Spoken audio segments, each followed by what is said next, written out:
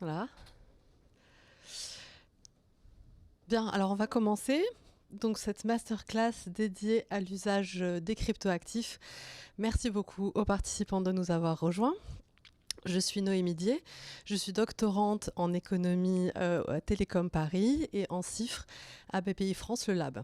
Je travaille sur les monnaies numériques de Banque Centrale et j'ai choisi de vous parler aujourd'hui de cryptoactifs parce qu'il me semblait important de dédiaboliser un petit peu le message de certains médias sur les crypto-monnaies, notamment le Bitcoin, et de vous montrer toute la palette des actifs numériques qui existent aujourd'hui, les innovations qui prennent appui sur ces actifs.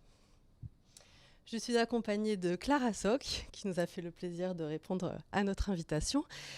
Clara est senior manager chez PwC Le Lab, et elle va donc nous parler faire le tour en fait des différentes innovations et des typologies de cryptoactifs et des opportunités business qu'elles représentent. Depuis 10 ans, se développent d'autres jetons numériques que le Bitcoin, et à partir desquels nous pouvons représenter une grande diversité d'actifs, autant physiques que intangibles, de manière numérique. Et c'est le cas des NFT, des stablecoins, des utility tokens. Dans quelques minutes, ces concepts n'auront plus de secret pour vous. Mais surtout, Clara va nous exposer la manière dont les marques se sont appropriées ces concepts pour innover dans leurs relations clients, par exemple, et dans leur financement d'entreprise de manière générale. Nous pourrons poursuivre après cet exposé avec une vingtaine de minutes de discussion libre. Je prendrai les questions sur le chat pour les poser en direct à Clara et pour vous aider notamment à vous projeter dans votre secteur. Voilà, sans plus attendre, je passe la parole à Clara. Merci beaucoup d'être présente. Merci beaucoup Noémie pour cette présentation et merci d'assister à cette masterclass sur les cryptoactifs et le lien avec votre business. Comment et surtout pourquoi les intégrer dans votre business, qu'est-ce que ça peut vous apporter. Alors là, je vais vous parler, d'abord je vais commencer par vous exposer 5 grandes tendances qui caractérisent disons le secteur des cryptoactifs, si on peut appeler ça comme ça, et qui vraiment soulignent une institutionnalisation, disons, démocratisation du phénomène cryptoactif, qui augure d'une adoption de plus en plus forte et particulièrement positive pour le secteur. Alors, ici, vous voyez, il y a beaucoup de logos. Je les ai mis volontairement pour que vous puissiez voir en fait qu'il y a un grand nombre d'acteurs qui sont tous assez connus du grand public, qui sont impliqués d'une façon ou d'une autre dans le développement de ces cryptoactifs. D'abord, la première grande tendance, c'est l'entrée de grandes entreprises et d'acteurs institutionnels. Il y a beaucoup aussi d'entrepreneurs qui prennent le risque de se lancer dans cette innovation. Les entrepreneurs ont ouvert la voie et les grandes entreprises s'en inspirent et aujourd'hui développent eux aussi soit leurs propres cryptoactifs ou soit prennent dans leur book, dans leur bilan, même des crypto-monnaies comme Bitcoin. Donc voilà, je ne vais pas vous lister tous les logos, mais vous pouvez les voir à l'écran. Voilà, ou par exemple PayPal qui vient de sortir il y a 2 semaines sa super app qui inclut l'achat et la vente de certaines crypto-monnaies pour les utilisateurs américains par exemple. Donc ça c'est la première grande tendance. Donc après l'ouverture par les innovateurs, par les entrepreneurs, les grandes entreprises, des acteurs institutionnels qui commencent à investir de plus en plus et ont des vrais projets en production. La deuxième grande tendance, c'est en parallèle, donc ces innovateurs, des innovateurs qui ont des métiers classiques, mais aussi des nouveaux métiers qui sont très innovants et qui développent ce qu'on appelle aujourd'hui la finance décentralisée. Vous avez vu tout à l'heure probablement cette masterclass par Vincent Danos sur la finance décentralisée. Et bien voilà. Donc Vincent en fait partie. Tout un écosystème est en train de se développer autour du développement d'innovations, donc qui s'appuie sur cette blockchain et sur ces innovations décentralisées appliquées à la finance, mais qui peuvent aussi être exportées d'un point de vue de l'architecture technique vers d'autres secteurs.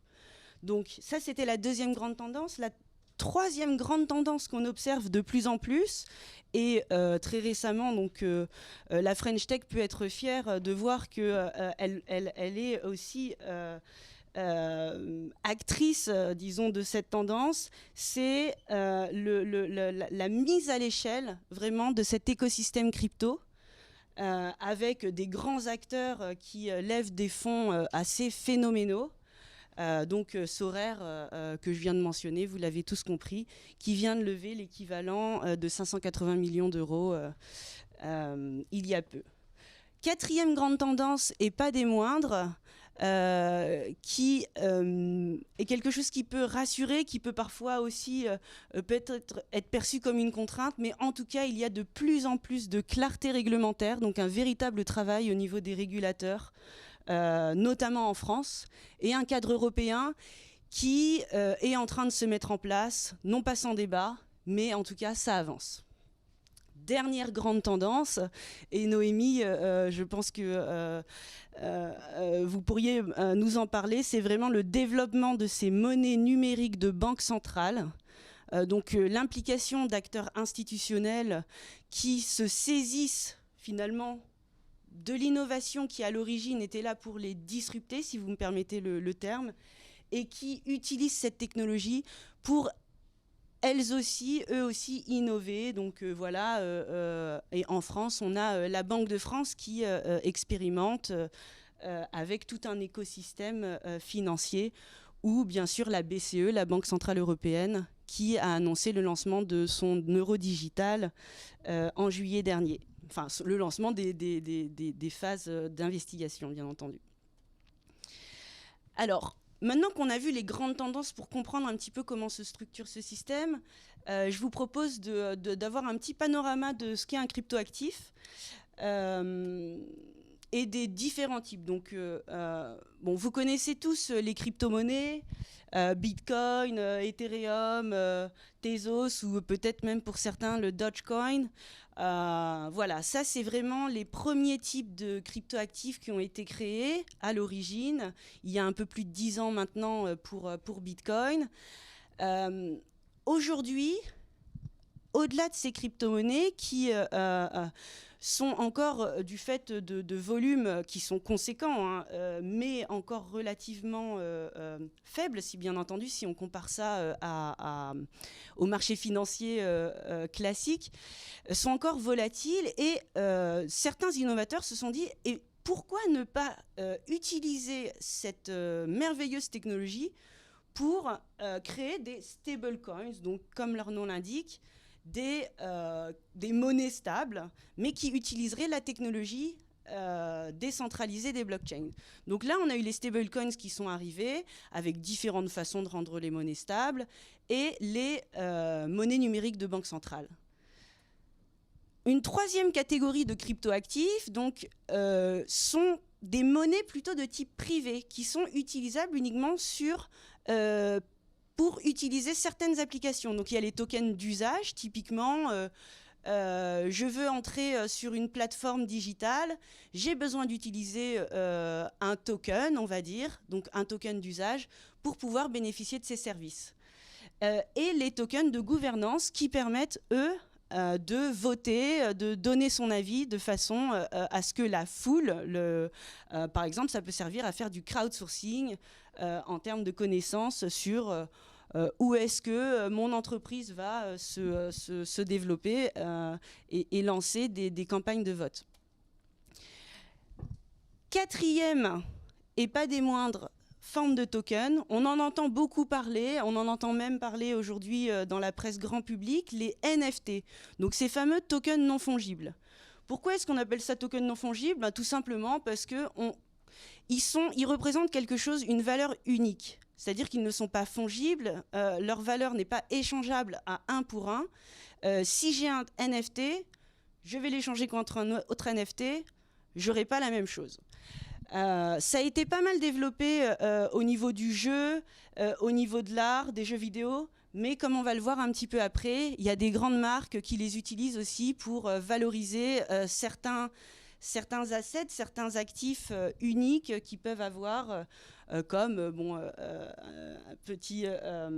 comme par exemple Porsche avec un croquis. Et la dernière catégorie, donc là, qui est beaucoup plus classique, donc les security tokens. Donc c'est un cryptoactif, c'est une catégorie très à part, même au niveau de la réglementation financière. Hein, c'est des titres financiers, mais des titres financiers qui utilisent cette technologie blockchain, les smart contracts, pour tokeniser des titres financiers. Donc là, vous voyez, il y a quand même des noms que vous connaissez tous, avec BNP Paribas, la Société Générale, et en Chine, par exemple, la Bank of Communications, etc. Alors voilà pour le panorama des cryptoactifs. Maintenant, vous voyez à peu près l'ensemble des possibles au niveau aujourd'hui, à ce jour, l'ensemble des possibles aujourd'hui sur le développement de ces cryptoactifs, et on peut passer à quelques cas d'usage. Alors, j'ai choisi de commencer par les NFT parce que c'est probablement ce qui est le plus proche de nos façons de fonctionner aujourd'hui. Alors, les NFT, tout à l'heure, on s'est dit, c'est un token qui représente quelque chose d'unique. Quelque chose d'unique par soit sa trajectoire, soit le fait que c'est une œuvre d'art unique, etc. Donc, on peut en faire beaucoup de choses, mais voilà, j'ai choisi de sélectionner trois choses qu'on peut faire avec un NFT. C'est de la traçabilité. Donc là, vous avez dû le voir, Cdiscount ou Carrefour ont annoncé l'utilisation de blockchain et donc de NFT pour, entre guillemets, certifier la provenance soit de colis pour Cdiscount ou soit d'aliments pour Carrefour. Donc c'est un outil qu'on peut utiliser pour faire de la traçabilité de façon assez sécurisée et précise. Aussi, un NFT, ça peut être utilisé comme certificat de propriété d'objets digitaux uniques. Vous avez peut-être vu cette vente donc caritative qui a été organisée par Tim Berners-Lee, donc l'inventeur du World Wide Web, grâce à qui on peut communiquer aujourd'hui. Il a vendu un NFT qui était en fait une vidéo de lui en train d'écrire le code et son code source horodaté pour un peu moins de 5 millions de dollars. Voilà, donc c'était quelque chose d'unique, un moment historique qu'il a voulu valoriser, et il a fait bénéficier une organisation caritative de cette vente. Sinon, Porsche, donc d'un point de vue plus marchand, a valorisé le croquis d'un de ses designers, donc Peter Varga, pour environ 90 000 €. En fait, en créant ce NFT, il a créé un certificat digital du croquis et a permis la vente beaucoup plus simple via toute l'infrastructure justement décentralisée des blockchains de ce croquis. Bon, dans les jeux vidéo et l'art numérique, il y a des applications assez évidentes. Donc tout ce qui est objet digital, bien entendu, c'est presque nativement qu'on pense à des NFT. Mais on a vu aussi que dans le monde de l'art, il y a aussi des formes hybrides où on utilise les NFT quasiment même peut-être en concurrence avec les œuvres d'art physiques, comme l'a fait Damien Hirst récemment. Et enfin, donc, le passeport numérique combine la traçabilité et le certificat de propriété. Alors, on a Ariani, une belle start-up française et le consortium Aura qui travaille là-dessus. Donc l'idée, c'est de combattre la contrefaçon et aussi de mieux connaître ses clients, puisque en fait ce NFT, c'est un objet entre guillemets vivant, puisqu'il peut enregistrer chaque étape de la vie d'un objet, donc là associé au luxe. Et les entreprises qui vendent ces objets et ces NFT ont la capacité de connaître la trajectoire, disons, de ces objets qui sont physiques, mais qui peuvent être associés à l'objet digital qui est le NFT. Alors voilà pour les NFT. Vraiment, ce qu'on retient des NFT, c'est que c'est pour des objets uniques, digitaux ou physiques. Et maintenant, de façon plus large, mais c'est probablement quelque chose peut-être que vous utilisez vous-même dans vos loisirs, les tokens applicatifs, donc tokens d'usage ou tokens de gouvernance. On a ce jargon utility token, governance token. On peut aussi voir que finalement, un utility token peut avoir des fonctionnalités de gouvernance, de vote, comme par exemple ce fameux fan token dont on a entendu parler cet été, le fan token par exemple du PSG qui est produit par Socios. Donc un fan token, qu'est-ce que c'est ? C'est j'ai un token qui me permet par exemple de voter sur des orientations disons marketing du club. Pour le PSG, ça permet de gamifier et d'animer sa communauté, de donner des bonus et de faire contribuer. Enfin, voilà, on peut organiser des cashbacks, etc. Donc, le utility token a des applications d'un point de vue sectoriel qui sont très larges. C'est une logique vraiment qui est très B2C, qui peut être appliquée au B2B. Aujourd'hui, on le voit, c'est plus facile de gamifier lorsqu'on a des clients finaux plutôt retail et lorsqu'on est dans le jeu. Mais même lorsqu'on n'est pas dans le jeu, on peut gamifier pour incentiver, animer et favoriser finalement nos ventes dans une certaine direction.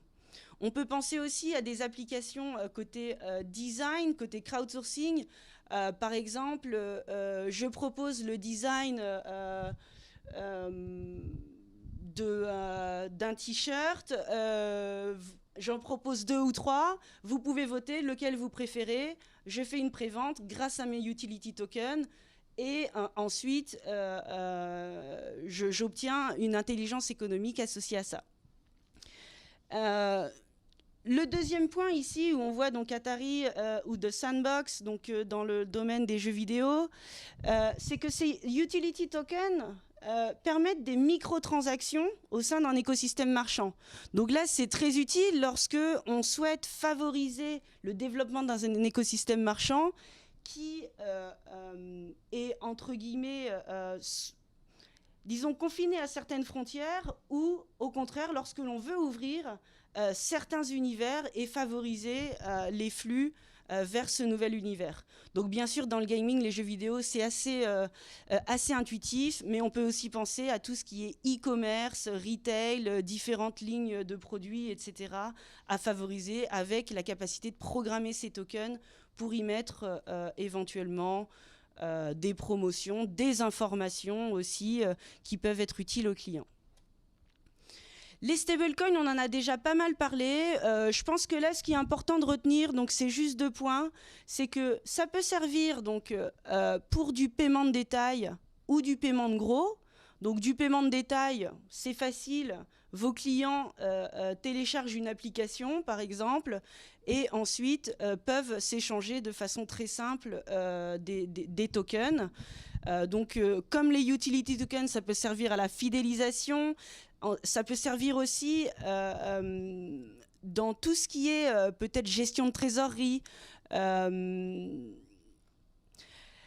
Gestion aussi des flux interentreprises, interfiliales, avec des fournisseurs. En fait, création de filières. Et pourquoi est-ce qu'on choisirait un stablecoin plutôt qu'un utility token?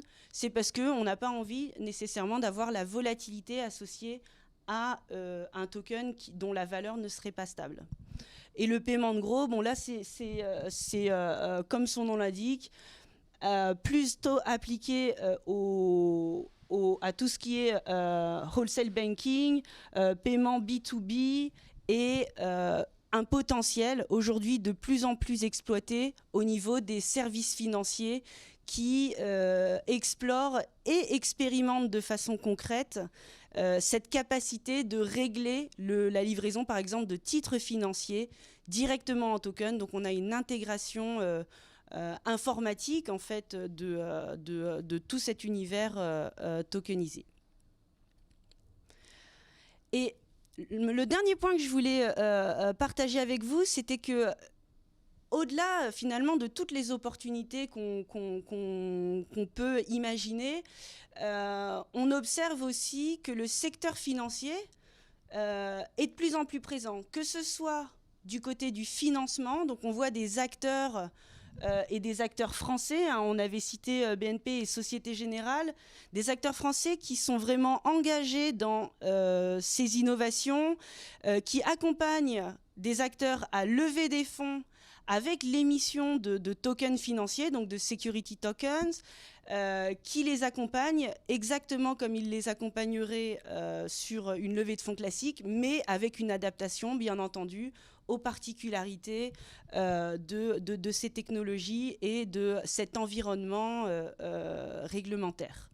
Dans l'immobilier aussi, on voit il y a des acteurs français comme EquiSafe qui proposent la tokenisation, la titrisation d'un titre immobilier et donc l'échange facilité des parts sociales, si l'on peut dire, de certains immeubles.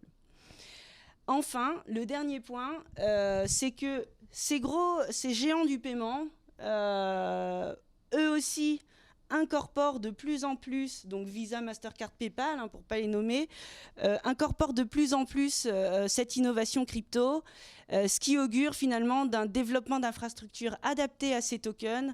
Et c'est toujours intéressant de savoir que l'environnement, au sens plus large, l'environnement financier, peut accompagner l'innovation. En gros, si vous innovez dans ce secteur, vous ne serez pas seul. Il y a toute une tendance au niveau de l'environnement général qui est en train de se structurer. Merci beaucoup pour votre attention. Merci Clara pour tes explications qui étaient effectivement très, très claires. Et je pense qu'ils vont faire un bon panorama de tout ce qu'on peut faire avec les tokens aujourd'hui. Vous l'aurez compris, c'est quelque chose. Les tokens aujourd'hui sont une représentation numérique. Il y a quelque chose de modulaire dans la façon dont on va venir prendre les services et les agréger dans un token pour le mettre à profit de son innovation, de son business. C'est ce qui est très intéressant. C'est l'objet de l'innovation qui va dans ce sens-là. Alors, on a quelques questions sur le chat qui vont nous aider justement à préciser encore et à rentrer un peu dans le vif du sujet. Par exemple, une personne demande pourquoi choisir un stablecoin au lieu d'une monnaie comme l'euro ?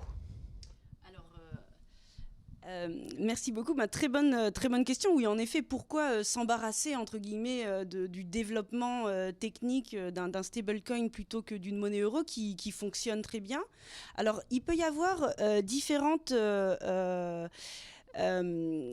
avantages. Le principal avantage qu'on peut citer, c'est la programmabilité de ce stablecoin.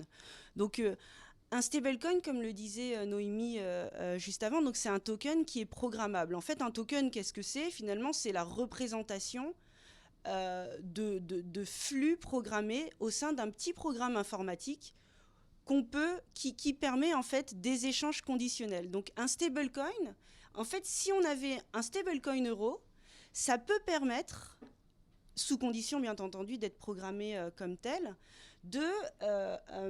disons, de faire des paiements conditionnels, par exemple. Des paiements qui vont être programmés, par exemple, uniquement si et seulement si mon département finance, par exemple, m'a donné le go. Donc, on peut imaginer d'avoir, c'est ce qu'on appelle un wallet multisignature. Donc, on peut très bien imaginer de gérer en fait nos flux de façon automatique par rapport à des conditions qu'on estime importantes et récurrentes, alors qu'avec l'euro, on a besoin de passer par la programmation du système d'échange. On ne peut pas modifier le stablecoin de façon aussi, l'échange de façon aussi fine. Fine et conditionnée à vos besoins. C'est-à-dire que quand on parle de programmabilité, c'est que vous pouvez décider que dans cet actif, la condition d'échange que Clara vient de mentionner, en fait, ça va permettre de pouvoir aussi voter pour quelque chose. Ça va permettre, par exemple, également de conditionner des votes. En tout cas, de créer tout un système. C'est pour ça qu'on parle de gouvernance beaucoup dans le Bitcoin et la blockchain en général. C'est de conditionner des échanges et qui vont être inscrits effectivement dans un programme informatique sur lequel va circuler le token.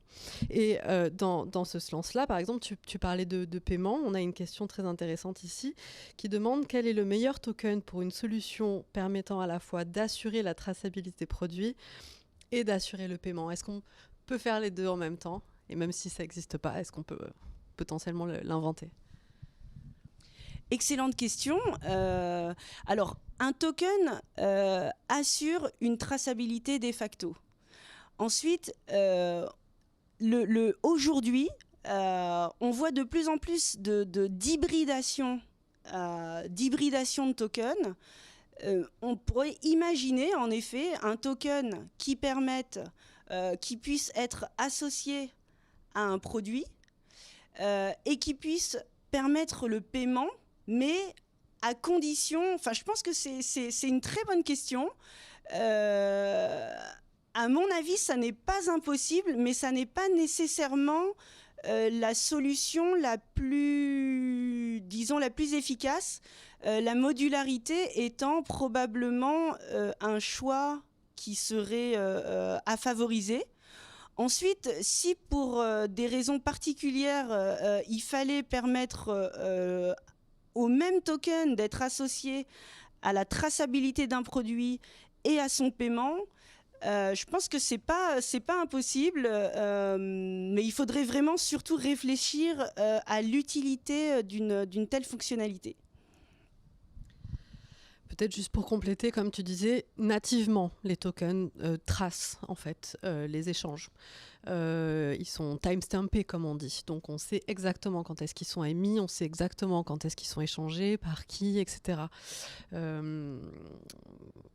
Voilà, donc j'avais une autre idée, mais je l'ai oubliée. Passons aux NFT. Il y a beaucoup de questions là-dessus. C'est normal, c'est un objet absolument révolutionnaire et qui, pour le coup, démocratise énormément tout ce qu'on fait depuis une décennie. Donc, c'est vraiment super. Alors, donc, il y en a plusieurs. Je te les donne comme ça au fur et à mesure et tu vois si tu veux coupler la réponse. Alors, d'abord, est-ce que le passeport numérique, par exemple, est un NFT ? Quels impacts le jour où le NFT de la Joconde a plus de valeur que le tableau lui-même ? Il y a des questions évidemment sur la variabilité des valeurs du NFT. Comment, vu que ça évolue dans le temps, est-ce qu'on peut suivre sa valeur de marché ? Tout particulièrement au moment donné en lien avec leur valorisation au bilan d'une entreprise et à la clôture de l'exercice. Merci Noémie. Oui, des questions intéressantes. Donc je vais commencer par les deux dernières qui touchent à la valorisation de ces NFT. Oui, alors cette question, je pense qu'elle est vraiment intéressante. Elle est dans l'air du temps. On observe des NFT qui, bien qu'ils soient associés à des objets physiques, ont une valeur qui dépasse largement la valeur de l'objet physique. Alors là, c'est plus une question quasiment de philosophie, ou d'anthropologie financière. Où est-ce que se trouve la valeur? Est-ce que c'est vraiment dans l'utilité d'un objet ou est-ce que c'est dans la rareté de sa possession et on observe en effet dans le marché des NFT, il y a certains NFT qui sont associés à certains objets, donc qui sont uniques, mais qui ne pourraient pas être vendus au même prix sans leur NFT qui, à la base, n'était qu'un certificat, mais qui a pris finalement vraiment une existence en soi et une valeur en soi. Damien Hirst, tout à l'heure que je citais, a fait, donc qui est actuellement en exposition à la Fondation Cartier, a proposé cet été un lancement de NFT et d'œuvres d'art physique. Donc ça s'appelle The Currency. Et l'acheteur du NFT ou de l'œuvre d'art physique avait le choix entre soit recevoir l'œuvre physique ou recevoir le NFT. Et l'un dans l'autre, en fait, un des deux était brûlé. Donc soit le NFT était brûlé, ou soit l'œuvre physique était brûlée si on choisissait le NFT. Donc c'est une question super intéressante et je pense qu'il va probablement y avoir beaucoup de recherches expérimentales autour de ça. Et seul l'avenir nous dira en fait. Est-ce que tu peux mentionner la question du collatéral pour le NFT? Est-ce qu'il est absolument nécessaire? Alors, oui Noémie, la question du collatéral, alors est-ce qu'il est absolument nécessaire? Le NFT, donc il y a le NFT qui est associé à un collatéral physique. Et là, c'est vraiment le NFT représente un certificat dont le sous-jacent, en fait, est la réelle valeur. Donc c'est le collatéral qui a la valeur. Ou le NFT qui n'a pas de collatéral, en fait, qui est en soi l'objet de vente, donc qui est son propre collatéral. Donc aujourd'hui, on a surtout des NFT justement qui sont des objets purement digitaux, mais il y a des NFT comme donc le proposé Damien Hirst, qui ont un collatéral physique, mais là avec un jeu amusant où justement on doit choisir entre guillemets le collatéral et le NFT. Il y a beaucoup de... Booba, notamment, a fait une annonce, je ne sais pas si tu as vu, où il va sortir son prochain album avec l'aide et sous forme également de NFT. Personnellement, je pense que les NFT sont, dans l'art, une opportunité incroyable, et plus particulièrement dans la musique, puisque ça touche tout ce qui est copyright, etc. Quel est l'intérêt? Est-ce que tu peux nous parler un peu de l'intérêt de la musique, de l'utilisation de NFT? Oui, bien sûr. Donc, l'intérêt, c'est toujours la même chose. C'est vraiment cette programmabilité. Bon, il y a la facilité d'échange, bien entendu, mais aussi cette programmabilité. Donc, dans la programmabilité du NFT, en fait, on peut inclure, et d'ailleurs, c'est dans les standards de NFT qui sont les plus utilisés, une petite fonction en fait qui envoie des royalties, des droits de suite aux auteurs de ces NFT ou de leurs sous-jacents. Donc pour les artistes, pour les producteurs ou les producteurs de biens uniques, c'est quelque chose de très intéressant puisque là on a réellement un flux financier qui est garanti à chaque fois que, par exemple, si j'envoie un NFT à Noémie, et que Noémie le renvoie à une autre personne, l'artiste qui aura, on dit minté ce NFT, recevra des royalties directement grâce à la programmabilité du smart contract qui est sous-jacent. C'est de la liquidité en plus, quoi. Oui. C'est un gain de valeur en plus, ouais.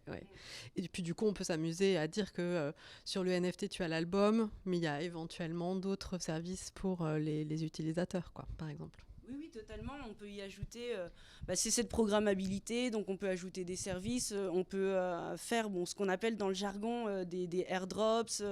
On peut en fait jouer avec, disons, cet objet d'échange, de valorisation, et le programmer selon en fait selon les besoins du business. Donc c'est vraiment quelque chose d'extrêmement intéressant. Ouais. Alors passons à un autre sujet qui est la fiscalité de tout ça. Je comprends que les enjeux fiscaux et la réglementation est un enjeu faramineux. Pour l'instant, il n'y en a pas. Je pense que d'ailleurs, ça conditionne vraiment l'utilisation aussi de ces types de crypto-actifs par les entreprises, par vous, par les individus. On s'attend à en avoir. Qu'est-ce que il y a eu des annonces là de l'Assemblée nationale il n'y a pas longtemps justement sur les LFT, sur les stablecoins, on s'attend à une régulation assez forte, en tout cas dans les prochains temps au niveau de l'Union européenne. Est-ce que tu as un petit aperçu à nous donner, Clara, là-dessus ? Alors oui, en matière de fiscalité, oui, c'est certain, c'est un sujet qui nous concerne tous et qui est vraiment au cœur de nos préoccupations. Alors sur les NFT, justement, on est en pleine discussion en ce moment en France, notamment avec le projet de loi de finances sur quelle est la base. Tout à l'heure, Noémie, tu parlais du collatéral ou du sous-jacent. Quelle est la base en fait de fiscalité d'un NFT? Donc voilà, les débats sont assez riches et donc voilà, est-ce que la fiscalité sera celle du sous-jacent, ce qui est une option voilà, donc fiscalité d'une œuvre d'art par exemple, qui est très différente de la fiscalité d'un bien alimentaire, ou est-ce que ce sera une fiscalité associée à un actif numérique? Donc ce sera plutôt très probablement, mais on ne peut pas se prononcer, seul l'avenir nous le dira, mais ça paraît tout à fait raisonnable en effet d'avoir une fiscalité associée au sous-jacent. Oui, puis au niveau réglementaire, j'imagine que ça va se déployer selon les secteurs dans lesquels les services se déploient, en fait. Très clairement, un security token ne fera pas partie du même type de régulation qu'un utility token qui va concerner d'autres usages. Ce qui est certain, c'est qu'effectivement, on attend ces régulations avec impatience, même si on a envie qu'elles soient le plus ouvertes possible pour stimuler l'innovation. Il est normal aussi qu'il y ait des garde-fous. Cette régulation est même demandée par les acteurs. Il y a aujourd'hui déjà des régimes de prestataires de services numériques qui sont réglementés par l'AMF, qui vous permettent d'aller contacter des entreprises qui sont labellisées, qui sont sérieuses, qui sont sûres. Est-ce qu'il y a d'autres questions? Tu voulais rajouter quelque chose sur la régulation? Alors, oui, on a des questions sur le fait que le lien avec les banques. C'est vrai que le Bitcoin a été inventé pour bypasser ces banques, pour parler vulgairement, évidemment, pour offrir aussi un autre réseau de confiance qu'en passant par des tiers. Aujourd'hui, la relation avec les banques n'est pas simple. Que ce soit pour ouvrir un compte en banque quand on est une entreprise de cryptoactifs, mais également pour transférer de l'argent qui proviennent de ces cryptoactifs ou qui en émettent. Voilà, quel pourrait être... Et pourtant, les banques s'en préoccupent aussi, beaucoup de ces sujets-là. Donc, quel pourrait être, à ton avis, le meilleur lien qui puisse se faire dans cet écosystème-là et de lien avec les banques? C'est vrai que c'est un vrai problème, une vraie question. Ce qu'il faut comprendre, c'est que les banques ont comment dire, des exigences de conformité réglementaire très fortes. Leur licence en fait d'opération, on va dire, dépend de leur capacité à être conformes à un certain nombre de réglementations. C'est pour ça que les banques ont besoin d'avoir une clarté réglementaire assez forte, et c'est pour ça que, donc tout à l'heure tu parlais de réglementation, Noémie, que plus le cadre réglementaire se clarifie, plus l'environnement bancaire, je pense, sera propice à accueillir ces innovations. Donc ces innovations comme toute autre innovation. Pourquoi les crypto-monnaies peuvent faire peur aux banques? C'est parce qu'il y a probablement une perception en fait d'incapacité, en tout cas avec les outils peut-être dont qu'elles ont aujourd'hui en interne, mais de moins en moins, une capacité à tracer ces flux, puisqu'elles ont des exigences de respect de procédures de conformité, notamment en termes de lutte contre le blanchiment d'argent ou le financement contre le terrorisme, contre le financement du terrorisme, pardon. Et on voit il y a un dialogue qui se fait, parfois qui est vif, entre les innovateurs, les banques et les régulateurs. Les régulateurs donc, proposent et favorisent aussi le dialogue entre innovateurs et banques. Il y a aussi des nouvelles solutions donc, de traçabilité des flux qui peuvent aider les banques à avoir un certain niveau d'assurance sur d'où viennent les flux, etc. Et on observe aussi un travail colossal côté donc innovateur de pédagogie vis-à-vis des banques. Et au sein des banques, il y a aussi des innovateurs d'ailleurs qui eux aussi contribuent à cette pédagogie. Et un travail aussi colossal de finalement upskilling, de compréhension de tous ces enjeux et de mise en place de procédures de conformité qui pourront leur permettre de faire leur business as usual. Mais oui, c'est une question très importante et qui mérite en effet d'être soulevée. Ouais. Merci beaucoup pour tous ces messages positifs. Oui, c'est des sujets complexes. On espère vous avoir donné un petit paysage pour dédiaboliser ces crypto-actifs, ne pas penser que au Bitcoin qui est évidemment fondateur, mais que nous avons dépassé aujourd'hui par plein d'autres innovations qui sont accessibles aujourd'hui pour beaucoup de business et de taille d'entreprise. Clara Soc est disponible, je pense, pour en parler par la suite. Moi aussi, évidemment, sur les réseaux sociaux. Un mot de la fin, Clara ? Oui, peut-être. Merci, Noémie. Juste sur ce point-là, entre les banques et les cryptoactifs type Bitcoin, donc crypto-monnaie, on observe quand même aussi, bon, pour l'instant outre-Atlantique, mais ça veut dire qu'il y a des solutions, l'intégration de ces crypto-monnaies au sein des books bancaires. Donc on a vu l'année dernière, en automne 2020, Morgan Stanley qui doit publier publiquement en fait ces books. Ou sinon des gros corporates. Vous avez tous entendu parler, bon, en bien ou en mal, de cette acquisition de Bitcoin à un moment donné, ou maintenant par Tesla, Goldman Sachs, JP Morgan, etc., qui ouvrent des desks, DBS à Singapour. Donc il y a des solutions.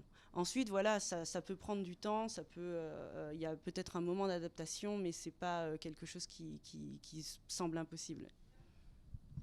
Et puis on a beaucoup parlé de finance, on parle beaucoup d'ordinateurs aussi, comme John Olivier le dit, la blockchain c'est tout ce que vous n'avez pas compris de la finance et tout ce que vous n'avez rien compris de l'informatique. Mais pour autant, on espère vous avoir donné des actes, des usages concrets. Pour en rajouter un dernier et pour ouvrir un peu le débat, j'espère que ça pourra d'ailleurs faire l'objet d'autres discussions, il y a beaucoup de cas d'usage dans tout ce qui est RSE, développement durable. Il y a tout un filon comme ça de blockchain for good qui se développe, qui utilise ces technologies pour tracer tous les objectifs de développement durable. Il y en a beaucoup qui fonctionnent, donc on est vraiment dans des cas d'usage extrêmement concrets. Et bon, pour la planète, on l'espère. Merci encore, Clara. À très bientôt.